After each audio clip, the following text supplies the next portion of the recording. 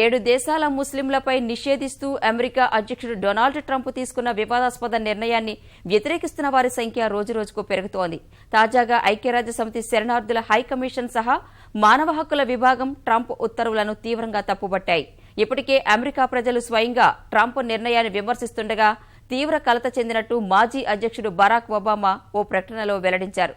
మరోవైపు ట్రంప్కి వ్యతిరేకంగా నిరసనలు మారుమోగుతున్నాయి. అమెరికా నూతన అధ్యక్షుడు తీసుకున్న వివాదాస్పద నిర్ణయం ప్రపంచవ్యాప్తంగా ప్రకంపనలు సృష్టిస్తోంది. 7 ముస్లిం దేశస్థులపై 120 రోజుల నిషేధాన్ని ప్రపంచ దేశాలు తప్పుబడుతున్నాయి. ఇది ఆందోళన కలిగించే విషయమని ఐక్యరాజ్యసమితి శరణార్థుల హైకమిషన్ పేర్కొంది. ఈ వారంలోనే 800 మంది శరణార్థులు అమెరికాలో నూతన నివాసం ఏర్పరచుకునేందుకు సిద్ధమయ్యారని, ట్రంప్ నిర్ణయంతో వారి కల చెదిరిందని తెలిపింది. ఇంకా వేలాది మంది పరిస్థితి అగమ్యగోచరంగా మారిందని ఆందోళన వ్యక్తం చేసింది.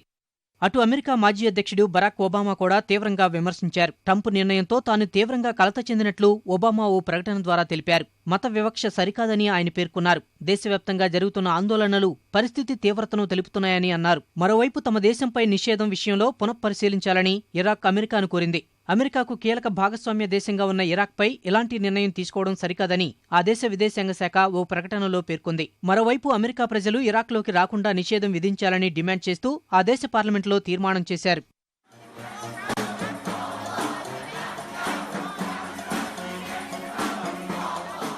జూన్లో తమ దేశంలో పర్యటించాలంటూ అమెరికా అధ్యక్షుడు డొనాల్డ్ ట్రంప్నకు బ్రిటన్ పంపిన ఆహ్వానాన్ని వెనక్కి తీసుకోవాలంటూ వేసిన ఆన్లైన్ పిటిషన్పై 10 లక్షల మంది సంతకం చేశారు. 7 దేశాల నుంచి శరణార్థులపై నిషేధం విధిస్తూ ట్రంప్ తీసుకొచ్చిన ఇమ్మిగ్రేషన్ విధానాన్ని నిరసిస్తూ ట్రంప్ పర్యటనను అడ్డుకుందామంటూ శనివారం సాయంత్రం ఓ స్వచ్ఛంద సంస్థ ఈ ఆన్లైన్ పిటిషన్ వేసింది. ఈ పిటిషన్కు అనూహ్య స్పందన రావడంతో దీనిపై తప్పనిసరిగా బ్రిటన్ పార్లమెంటులో చర్చ చేపట్టాల్సిన అనివార్య పరిస్థితి ఏర్పడింది. నేడు జరిగే సమావేశంలో పార్లమెంటు ఓ నిర్ణయం తీసుకోనుంది. గత వారం అమెరికాలో పర్యటించిన బ్రిటన్ రాణి ఎలిజబెత్ తమ దేశానికి రావాల్సిందిగా ట్రంప్ను అధికారికంగా ఆహ్వానించారు. ఇందుకు బ్రిటన్ సర్కారు కూడా ఆమోదం తెలిపింది. ఇక ఈ విషయంలో వెనక్కి తగ్గలేమని బ్రిటన్ ప్రధాని థెరీసా మే స్పష్టం చేశారు. బ్రిటన్లో ప్రతిపక్షాలు కూడా ట్రంప్ పర్యటనను వ్యతిరేకిస్తున్నాయి. అటు అమెరికాలో ట్రంప్కు వ్యతిరేకంగా నిరసనలు కొనసాగుతున్నాయి. అన్ని ప్రధాన నగరాల్లో ఆందోళనలు జరుగుతున్నాయి. ముఖ్యంగా విమానాశ్రయాల్లో ప్రజలు ప్లకార్డులు పట్టుకుని నిరసన తెలుపుతున్నారు. మత వివక్ష సరికాదని నినదిస్తున్నారు. అధ్యక్షుడి అధికార నివాసం శ్వేతసౌధం ఎదుట పెద్ద సంఖ్యలో నిరసనకారులు గుమిగూడారు. న్యూయార్క్, శాన్ ఫ్రాన్సిస్కో సహా అనేక నగరాల్లో ఇదే పరిస్థితి నెలకొంది.